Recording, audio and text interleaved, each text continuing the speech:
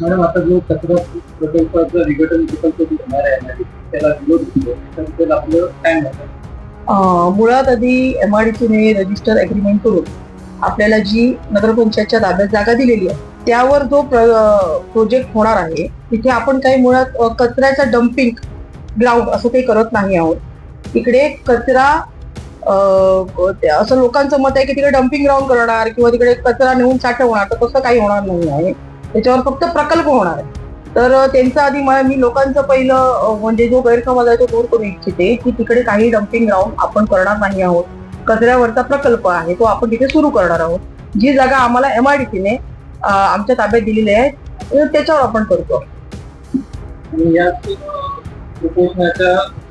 उपोषणाच्या तिकडे आता सध्या मंदार शिरसाट नगरसेवक आणि आपले उपनगराध्यक्ष किरण शिंदे ते देखील त्यांना सपोर्ट करायचे जी थांबले आहे.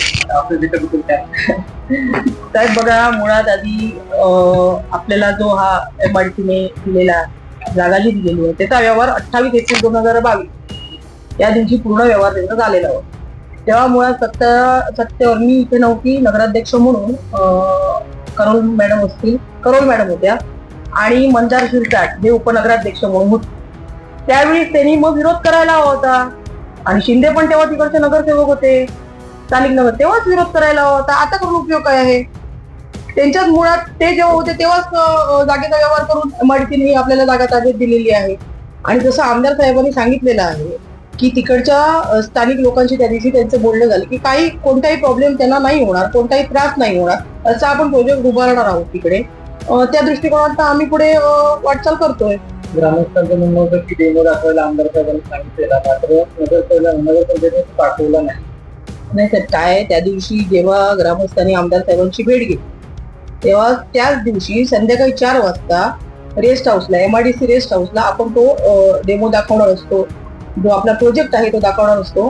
ते जे भेटायला आले आमदार साहेबांना, MRDC जे कोणी विश्वस्त होते त्यांना आम्ही 4 वाजता तेव्हा यायला सांगितलेलं. आमची सगळी टीम, आमचे अधिकारी, आमचे सगळे नगरसेवक तिकडे आम्ही उपलब्ध होतो त्या जागेवर, पण समोरून कोण आलेच नाही. आम्ही 4 ते 6 वाजेपर्यंत MRDC रेस्ट हाऊसला होतो, पण ते आलेच नाहीत बघायला काही. तरी पण त्यांना आम्ही सांगतो अजूनही काय असेल तुम्ही आम्हाला तारीख द्या, आम्ही तुम्हाला सांगतो, तुम्ही या इथे बघा नगरपंचायतला, आम्ही तुम्हाला डेमो दाखवू शकतो. जो काही प्रोजेक्ट आहे ते आम्ही तुम्हाला दाखवतो, जे प्रेझेंटेशन असेल ते. पण मुळात काय बघायच्या आधी विरोध करणे हे साहेब जरा बरोबर नाही. काहीतरी आम्ही तुम्हाला त्रास होईल असा कुठलाच प्रोजेक्ट तिकडे आणणार नाही आहोत.